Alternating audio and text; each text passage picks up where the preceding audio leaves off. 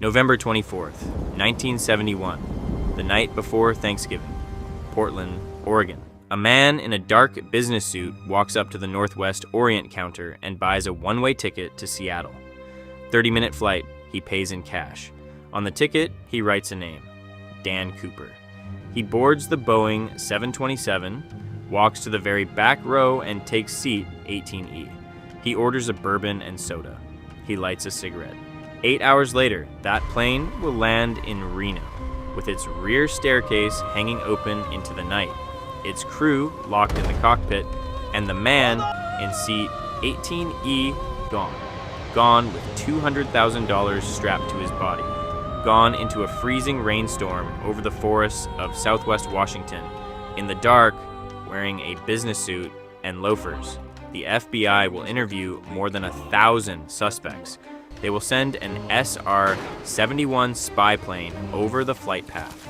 They will search the woods with 200 soldiers, boats, helicopters, and a submarine. For 45 years, they will find nothing. Not a body, not a parachute, not $1 spent anywhere on Earth. It is the only unsolved skyjacking in the history of commercial aviation.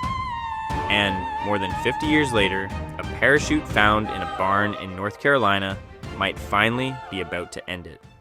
Flight 305 was a small, ordinary hop. 36 passengers, 6 crew, a half-empty cabin on a holiday evening. Nobody remembered much about the man in the back. Mid-40s, white, dark hair, brown eyes, a black or brown suit, white shirt, thin black tie, black raincoat, a black briefcase on his lap. He looked like every other businessman flying home for Thanksgiving. That was the entire point. Shortly after takeoff, he handed a folded note to flight attendant Florence Schaffner, sitting in the jump seat right behind him.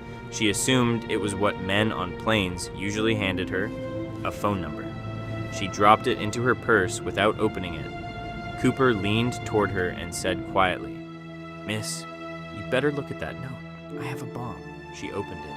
Neat capital letters written in felt-tip pen. "I have a bomb in my briefcase and want you to sit by me." She sat down. She asked quietly to see it. He opened the briefcase. Inside, a large cylindrical battery, wires, and 2 rows of 4 red cylinders that looked exactly like sticks of dynamite. He closed the case and gave her his demands calmly, like a man ordering lunch. $200,000 in American currency. 4 parachutes, 2 main, 2 reserve, and fuel trucks waiting when they landed in Seattle. That parachute detail is the first sign we're not dealing with an amateur. Why 4?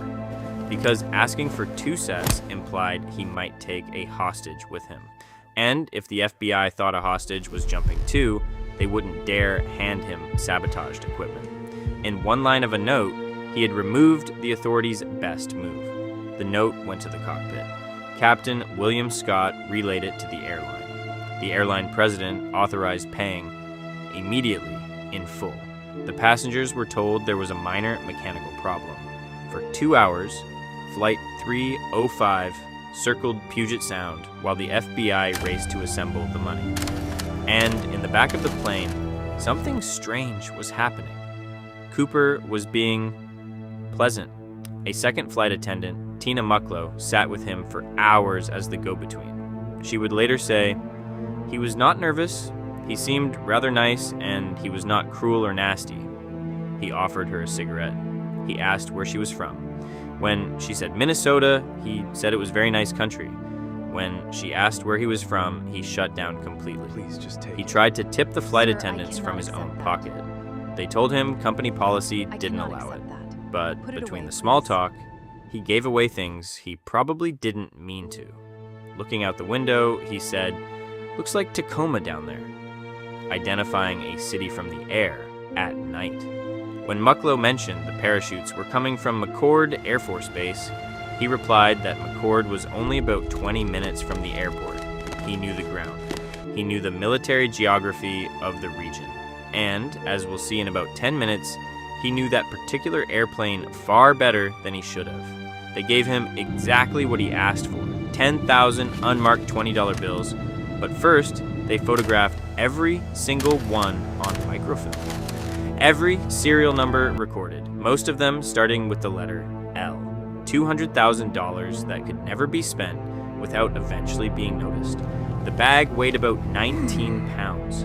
At 5:46 p.m., Flight 305 landed at SeaTac and parked on a dark, distant runway, exactly as Cooper instructed. One unarmed airline employee brought the money and parachutes to the stairs. Mucklow carried the bag down the aisle, past the seated passengers, to the last row. Cooper opened it, looked at the cash, and kept his word. He let all 36 passengers walk off the plane. They stepped into the terminal, never knowing they had just spent 2 hours sitting in front of a man with a bomb on his lap. Then a small moment that tells you everything about this man. To break the tension, Mucklow joked that maybe she could have some of the money. Cooper immediately handed her a bundle of bills. He complained about one thing all evening. The money came in a cloth bank bag instead of the knapsack he'd asked for. Now he had to improvise a way to carry it. So he took out a pocket knife, cut the canopy out of one of the reserve parachutes, and started stuffing cash into the empty container. Then he gave the cockpit his flight plan. And this is the part that made the FBI's blood run All systems are green. We are ready Fly for departure. southeast toward Mexico City. Wing flaps at 15 degrees, landing gear down, cabin unpressurized. Maximum altitude 10,000 feet, airspeed as slow as possible without stalling, about 100 knots. That is not a random list. That is the precise configuration required to keep a Boeing 727 flyable while a human being climbs out the back of it. And the back of a 727 was the one thing that made this whole crime possible. Almost uniquely among airliners of that era, the 727 had a staircase built into its tail that could be lowered in flight, a rear door you could walk out of at altitude. Cooper knew that. He also knew the plane's range in that configuration was limited. So when the crew explained they'd need a second fuel stop, he calmly agreed on Reno. He asked them to take off with the rear stairs already down.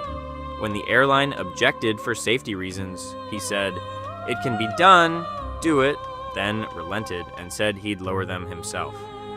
At 7:40 p.m., Flight 305 lifted off again into heavy rain, carrying 5 people: Cooper, Mucklow, and 3 cockpit crew. Behind them, invisible in the clouds, 2 Air Force F-106 fighter jets and a trainer aircraft weaved in S patterns to stay behind the slow-moving 727. Cooper never knew they were there. It wouldn't matter. Cooper told Mucklow to lower the rear stairs. She said she was frightened of being pulled out of the aircraft. The crew suggested she come to the cockpit and get a rope to tie herself down. Cooper refused. He didn't want anyone moving between the cabin and the cockpit. So he told her he'd do it himself. He ordered her to the cockpit, told her to pull the curtain closed, and not to come back. Before she went, she begged him, "Please, please take the bomb with you." He told her he'd either disarm it or take it with him. As she turned to close the curtain, she looked back one last time. Cooper was standing in the aisle, tying the money bag around his waist with parachute cord. Tina Mucklow was the last human being to ever see him. Around 8 p.m., a warning light lit up in the cockpit. The aft stairway was deployed. The crew's ears popped as the pressure dropped. They called back on the intercom and asked if he needed help. He said no. At 8:13 p.m., the tail of the aircraft suddenly pitched upward, hard enough that the pilots had to correct to hold level flight. That was it. That was the moment.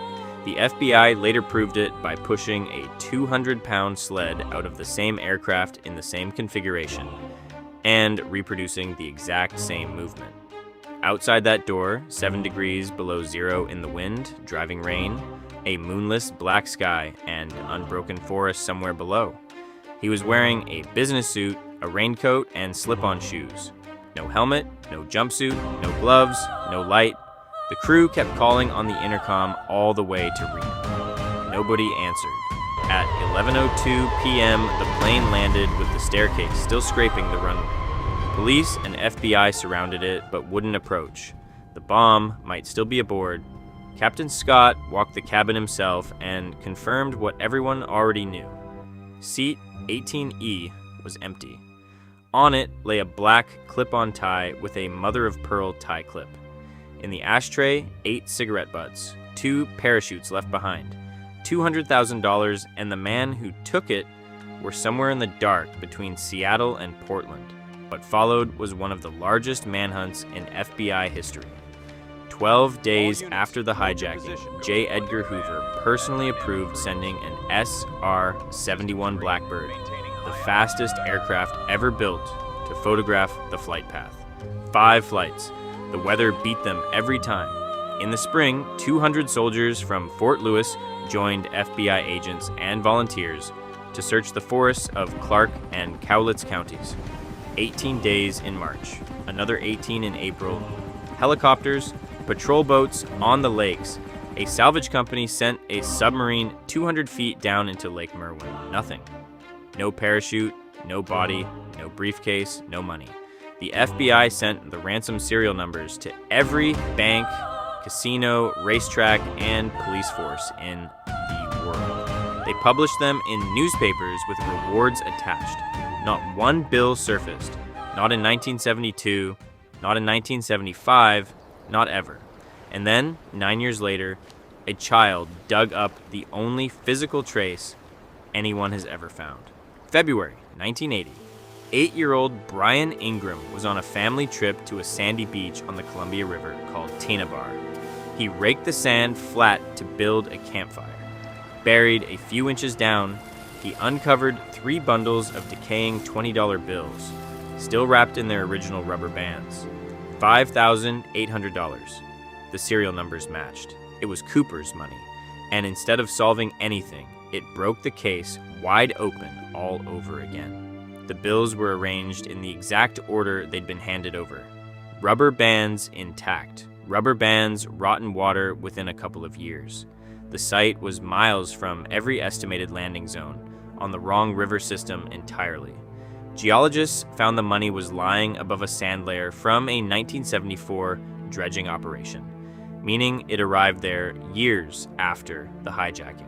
And a 2020 study of the microscopic algae on the bills found only species that bloom in spring, not in November when Cooper jumped. Every explanation contradicts another one. Did it wash there? Then why were the bundles still together? Was it buried? Then why was it disintegrating like river debris? Nobody has ever made those facts fit into one story. Meanwhile, the evidence from the plane kept betraying investigators too. The head hair recovered from his seat, lost by the FBI before DNA testing existed. The 8 cigarette butts destroyed in a field office. 66 fingerprints on the plane, and no way to know which were his. All that's left is the tie, and the tie has turned out to be the strangest witness of all. In 2009, a team of citizen scientists put it under an electron microscope and found particles of pure unalloyed titanium. In 1971, pure titanium was exotic. You encountered it in aircraft manufacturing or in chemical plants handling corrosive materials. They also found cerium and strontium sulfide, materials used in Boeing's supersonic transport program and in Portland factories building cathode ray tubes, which points at something remarkable. The man who knew exactly how a 727's rear staircase worked may have helped build airplanes for a living. Over 45 years, the FBI worked through more than 1,000 suspects, deathbed confessions, family members convinced their uncle was Cooper. None of it held. In July 2016, the FBI officially suspended the investigation. Not solved, just stopped.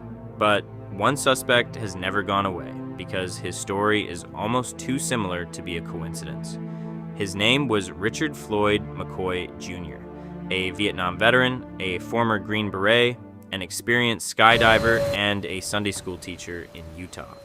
5 months after Cooper vanished, McCoy boarded a Boeing 727, passed a note claiming he had a bomb, demanded $500,000 and parachutes, and jumped out of the rear staircase in flight. The same aircraft, the same note trick, the same escape. He was caught within days and killed in a shootout with the FBI in 1974 after escaping prison. The FBI has always maintained McCoy was not Cooper. The descriptions and details didn't line up. Then, in 2024, his own children came forward. After their mother died, they told investigator Dan Grider they had always believed their father was Cooper, and that their mother knew. On the family's old property in North Carolina, in a barn, they say they found a homemade parachute rig and a logbook. The FBI seized it, came back a month later to search the property again, and went silent for 2 years. In December, the agency quietly handed the parachute back to McCoy's son. They will not say whether it's connected to the hijacking. They will not say it isn't. DNA comparisons against the tie are still the last hope. So, after 55 years, this is where it stands. A man with no name, a case with no body, a fortune that was never spent, and a parachute in a barn that the FBI examined for 2 years and refuses to explain. Maybe he died in the trees that night and the forest took him. Maybe he walked out of the woods, drove home, and ate Thanksgiving dinner with his family the next day. Subscribe. New documentaries every week.